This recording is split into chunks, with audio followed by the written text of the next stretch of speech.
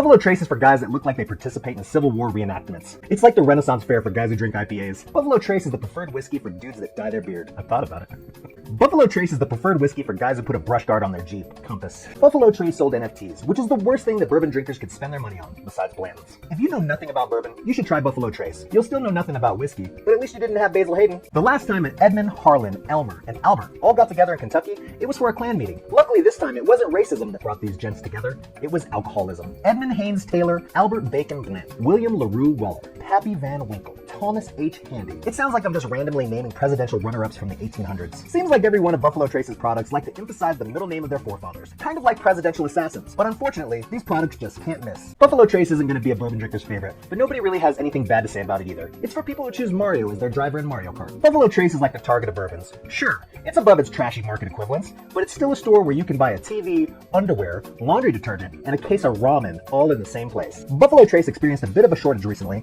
and it felt like the week of the Super Bowl, because Buffalo was nowhere to be found. Buffalo Trace products, much like the animal it's been named after, are hard to find. And just like the buffalo and their scarcity, everyone wants to blame the Native Americans and their inability to control themselves. But it's really due to white people taking their resources for granted.